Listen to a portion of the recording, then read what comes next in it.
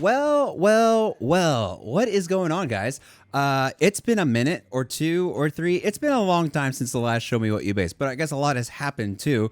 We're in the new office. As you can see, there's paint now. There's paint. So, we're progressing slowly but surely. But I hope y'all are doing fantastic. And of course, welcome to another episode of Show Me What You Base. Now, y'all know what this is. This is the series where I take a look at your most cherished, beloved instrument, the one that you are going to take to the grave with you. No matter how expensive, how cheap, how stock, how modified, it doesn't matter. We take a look at it and just enjoy it. But without further ado, let's just jump into the first base. First up from Matt Cortez, he says, "Hello, Mr. Hunter. Here's my Fender parts base. Bought everything pieced separately on Amazon and eBay and then put it together myself. Strung with flat wounds, my inspiration was James Jamerson meets hard rock."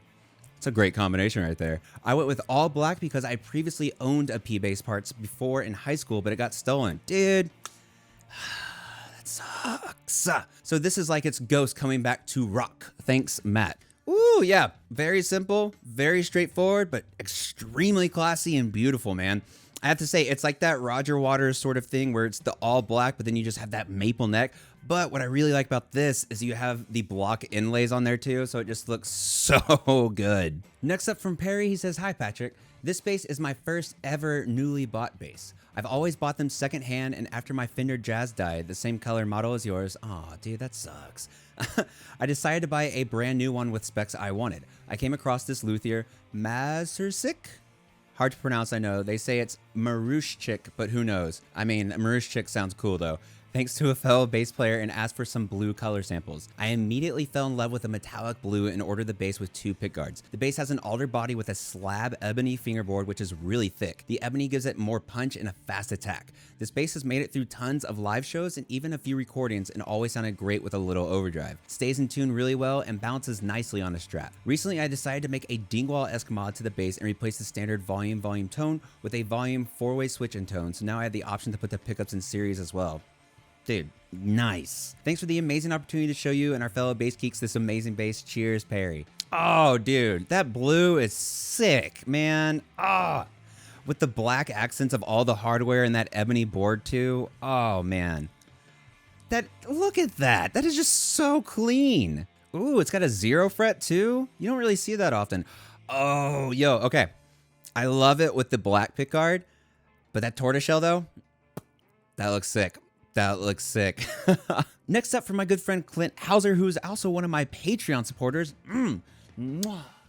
If you want to be like one of these gorgeous people over here and help support the channel every single month, then go ahead and head on over to my Patreon page.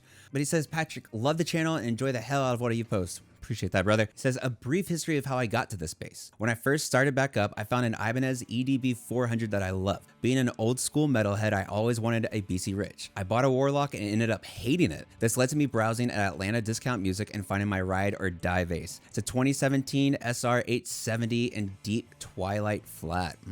That sounds like a cool color. The Jatoba fretboard and Jatoba walnut neck play like an absolute dream. The body is light and comfortable, it sounds amazing, and it sits beside me at my desk so I can pick it up during conference calls to sneak a little bit of extra practice. Thanks for the channel and for spotlighting your viewers this way. By the way, the Mr. Big album is in the case because I'm currently up in Nashville the night before having a private lesson with the man himself, Mr. Billy Sheehan. That is sick, man. Oh, yeah. Oh my God. That is a gorgeous looking bass. Wow. Y'all seeing this? Man, look at that top. That is something to absolutely die for. My God. And of course, Ibanez with their matching headstock too. Whew. Man, and Ibanez necks feel so comfortable too, man. That is a beauty right there. Next up from Robert Craig, he says, "Hey, all the way from Scotland and UK. Just thought I would share my ride or die with you. I present the Knobby bass. Ironically, it's a P bass and has 2 knobs. I mean, yeah. This started its life as my first bass bought for me by my folks back in the early 90s. I believe it's a Midnight Blue Squire PJ, but the only part of it that is original is the body. Mods below, J pickup routed crudely, filled with epoxy and Lego. This failed me, so it's been covered by a few stickers." All right, as someone that's modded basses before, and very shabbily put it back together. I feel that. I definitely feel that. Hip shot kick-ass bridge, DiMarzio Model P pickup, kill switch thumb rest, 60 style bound neck with cream binding, rosewood board, and mother of pearl inlays, hip shot triple string tree, generic machine heads, and Fender logo. All right. Ooh, okay. Dude, this just makes me want to sticker bomb a bass. I feel like I'm saying this in every episode pretty much, but damn it, I really do need to sticker bomb one of my basses. I also like how you have 2 knobby stickers on there. That's pretty sick. Ooh. Man, I don't know what it is either, but those triple string trees just look so good to me. I don't know if they make like a huge difference or not. If y'all have experience with them, let me know, because I am really interested in at least trying one of these out on my Fender style basses, just, you know, to see what it's like. Because again, they look really cool. Ooh, the flame on the back of that neck. Woo! That is sick, man. Next up from class, he says, before anything, my father who plays guitar put these strings on. Next time it's restringed, they'll be put on correctly, I promise. Okay? This is my first bass, a Chord CCB90. I got it 6 years ago when I was 10, and I'm happy I went with it. It's cheap, but it does what it's supposed to. Rock. My father, who knows his way around electronics, upgraded it with EMG Geezer Butler PJHZ pickups. I'm planning on upgrading the bridge and machine heads, but that's for later.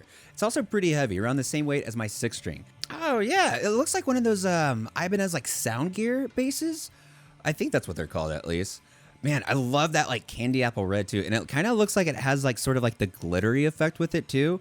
And I really need to try out some of those Geezer Butler EMG pickups, because I've heard nothing but stellar things about them. From Pekka, they say, my first bass, bought it around 91, still playing, ugly as hell, but nice, fast neck, and keeps tuned. Vester, the Korean Wonder. Oh man, that is ugly as hell. Not gonna lie though, that's really cool looking. Man, just all like the nicks and dings, scars, the paint looks so ugly, but like it's always meant to be there sort of thing. That's rad. That's so rad, dude. From Ben, he says, hey Patrick, here's my diamond anniversary P-Bass, aka Old Silver. I had this thing since 2006 and got it about a year into learning how to play. I was 17 and very desperately wanted to be like Steve Harris. Don't we all though? I mean, come on. So a P-Bass is what I went after. I've never done modifications to it. I've thought about it a few times over the years, but never felt right. It's really nothing at all special, but it's what I learned on. And it even survived a pretty brutal car crash with me. Ugh. I'm glad you survived the car crash too, man. Thanks for taking a look. I love your videos. Always look forward to the new ones. Ben. Thanks, man. Ooh, I remember when the 60th anniversary basses came out. I just remember the silver just looking so clean. And I really, yeah, exactly. I really like the neck plates on them. I don't know why. I don't know why that's a thing specifically that I remember. But I think when did these come out? Like maybe 2005, 2010, something like that. I remember these and they're just like, man, that is so cool and so just, again, classy looking. From Liam, he says, hey Patrick, this is probably one of my favorite basses that I own. My Ibanez SR 500 fretless. Got a few dings and scratches on it, the biggest one being from me not having the best slap technique when I first got it. I'm thinking of replacing the pickups with Nordstrands, but other than that, I wouldn't change a thing. Oh yeah, I used to have one of these. It was an SR 505, I think. I played like a few videos with it back in the day, I think. That was a rad bass though. That's what made me realize like how awesome Ibanez necks are. It is literally the exact same color that this one is too. I didn't have a fretless one though, so I bet the fretless one is super fun. Man, it does have a couple of nicks and dings, and I guess that front one's the one you were talking about, that big one, but hey, it's okay. It gives the bass more character. From Cyprian, they say, hi Patrick. Just watched the first Show Me What You Bass video and couldn't help but notice your dislike of Dean basses and headstocks. Yeah, they're just not my favorite. It also happened to be owned by a fellow countryman, so I have to defend my fellow Dutchy and Dean bass. Behold, my Dean Edge Pro 4. All stock hardware. It's my first bass, learned to play on that thing, and I think it's a thing of beauty. I love the black on natural finish combo, so let me know what you think, and good luck pronouncing my name. Cyprian. I think it's Cyprian from the Netherlands. Oh yeah, one of these guys. I used to have a friend that had one of these, and I remember playing it and being like, dang, this is cool. That was also my first experience with a 24 fret bass as well. But the body's okay. The headstock, again, it's not my thing. But the finish looks really, really good on that, in my opinion. And I have to agree with you. The natural with the black, it just looks good. Next up from Andreas, he says, hello Patrick, this is Andreas from Argentina. Here's my luthier made bass. It was built in 2003 with wood from this area. Electronics are all EMG active 18 volt. It sounds kind of a Warwick Spectre. I like it a lot. It's aggressive but clean. Mods I made, changed the screws from the body neck joint, change volume and tone knobs, put black bridge and tuning machines. They were chrome. A speed ramp is coming and also new electronic and truss rod cover. I love this bass. It's the only one I have right now and never going to sell. We had good times and survived a heavy car crash together. Dude, what is with y'all getting in car crashes? God, please stop and please stay safe. I'm glad you're safe, by the way, too, Andres. But cheers, man. Love your channel. Dude, thank you so much, man. Woo! Look at that color, though. Oh, and that body shape. Huh. It kind of reminds me of, what is it, the Warwick Thumb, I think?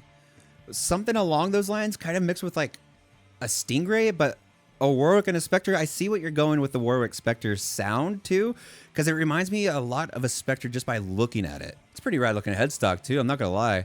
That is just a really interesting and cool looking bass, though, man. From Kronk, he says, hey, Patrick, this is my Craigslist MIM Fender P bass. I decided I wanted a bass with a whitewash furniture look, like when furniture is given an antique look. I get what you're saying. Found a beat up Fender P bass with some major chips and scratches in the paint, stripped and sanded it, and threw on a really cool dried leather pickguard I found on eBay from a seller in Greece. It's got Aguilar pickups, which give it a nice growl. I spray painted the pickup covers a kind of wheat color, whitewashed them, and then sanded them slightly for a distressed look. I like the overall look and punchy sound. Keep doing what you're doing, fun content and projects. Blessings, Ben from Detroit. Ooh, that's different, man. I like that. I definitely see what you mean by that, like, sort of like white distressed look. That looks really cool, actually, especially with the pickguard, too. That's so cool and so different, man.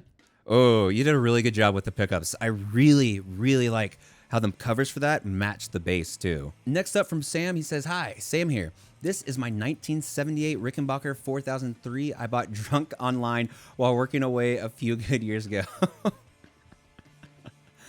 That is a different kind of drunk purchase. That is respect, man. Respect. It's got so much mojo and has been played to hell and back. I wouldn't be without it. Steady past your grannies, dude. Appreciate it, man. Woo! She's a beauty, though.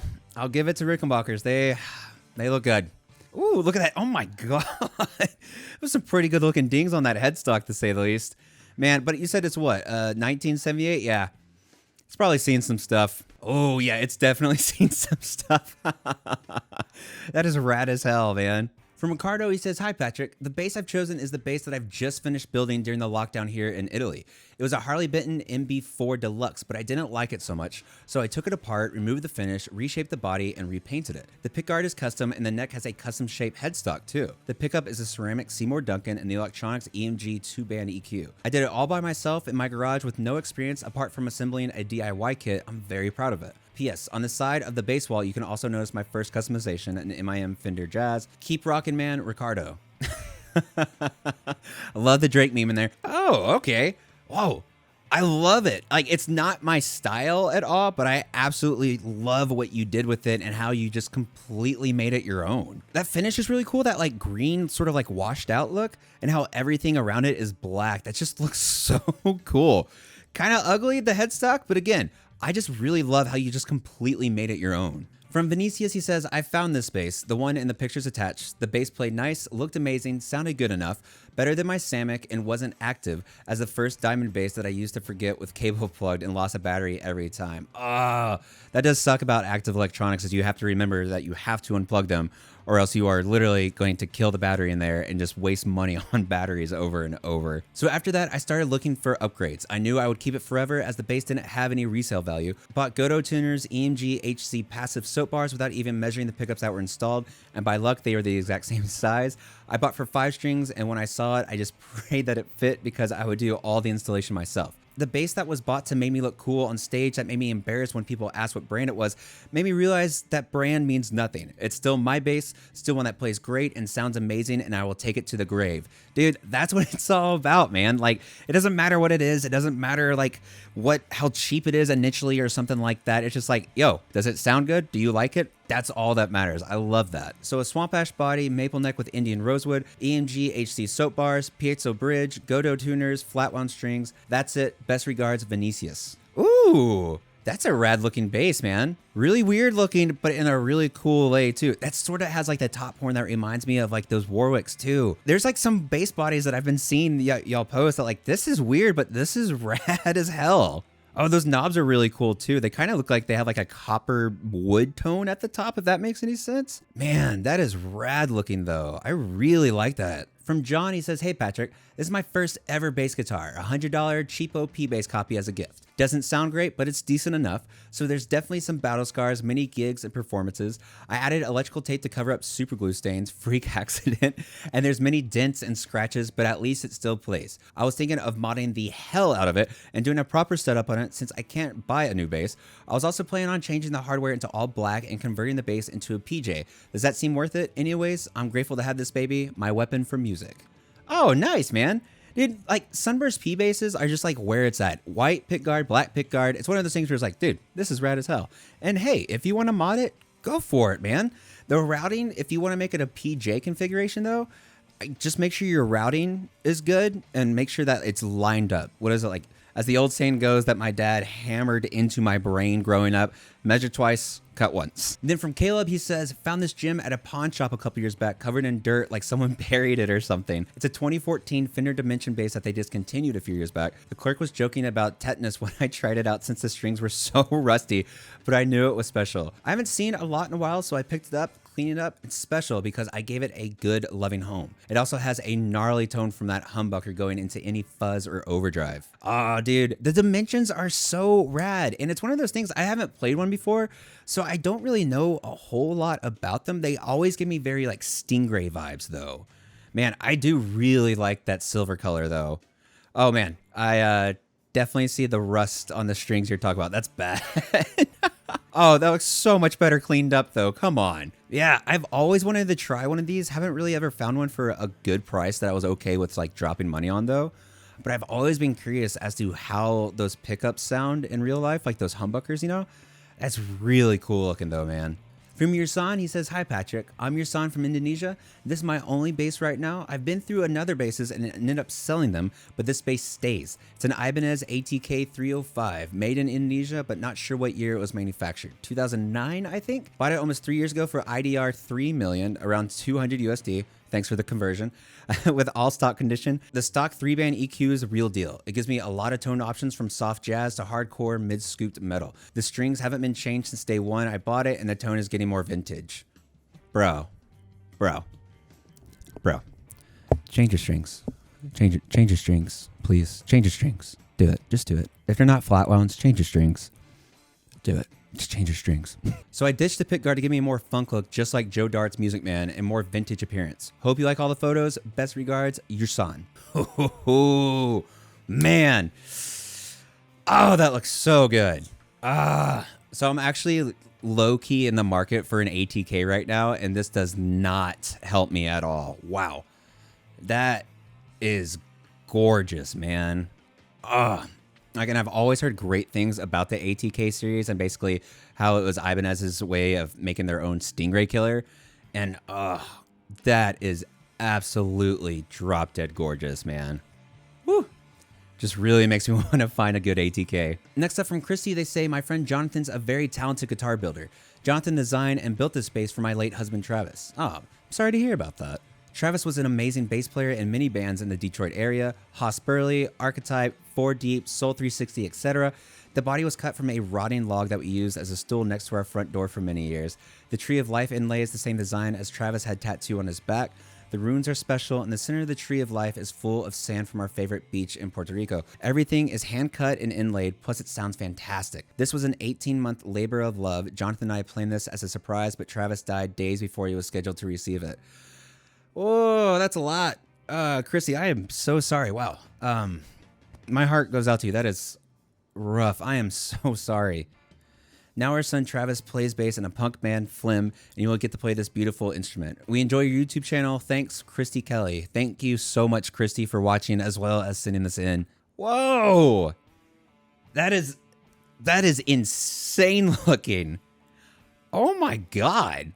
I'm like kind of in awe right now. That is insanely intricate. And the fact that the pickup covers have that paint that's going along with the actual body of the bass too, man, that is cool.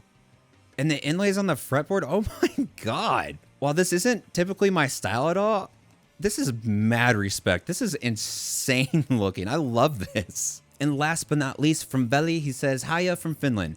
Bass of my life is the bread and butter of the bass world. A black on black P bass with maple neck. I had a similar looking Tokai in my J bass many years ago, but decided to trade it for a P bass because I just love the no bullshit simplicity and attitude of a P. No idea what model number or how old this thing is, but it started to age pretty well, I think. Upgraded some of the original parts with a Seymour Duncan SPB3 pickup and an obsidian wire solderless wiring harness. Even though I'm currently horribly stuck in the rut with making music and have sold pretty much every piece of gear I've had, this one stays no matter what. Vele. Dude, I hope you get out of that rut, but sometimes getting in a rut is what needs to happen. Like, it's okay to take a break from music. It's actually a very freeing experience because you just don't think about it, don't worry about it, and then you get back to it and all that inspiration just comes back tenfold, and it's so great, man. Yeah, you remember how I mentioned the Roger Waters style bass earlier? Yeah, anything that's all black like that with just a maple board looks so clean to me. Ugh. And I've never tried any Tokais before. I've always heard that they're really good though. And just one of those sort of import models that really stands the test of time as well. It's simple, it's classic, and you know with those Seymour Duncans too, it definitely has a nice full tone as well. But that is it today for Show Me What You Bass. Thank y'all so much for sending in all these basses. And I know there are so many to get to right now. And I'm excited because I really do want to get back into the series full time. Not like once every 2 weeks or something like that, but hopefully somewhere around like once a month or something would be really awesome. But of course, if you guys are interested in sending in your ride or die bass, go ahead and send it on over to showmewhatyoubase@gmail.com, where you can please, only one bass, do at least 3 pictures and a brief description as well. And yeah, hopefully one day I'll get to it along with the rest of the backlog right now. But y'all, again, thank you so much for watching and submitting. It truly does mean the world to me. But of course, thank y'all so much for subscribing, commenting on my videos, sharing my videos, all that stuff. I truly do appreciate it. And again, a humongous shout out to my Patreon supporters again. Mwah. But yeah, I'm aiming to make more of these and make it a much more frequent release. But thank y'all again so much for watching as always. And of course, no matter where in the world you are, stay safe, practice that bass, change your bass strings, and I'll see y'all next time.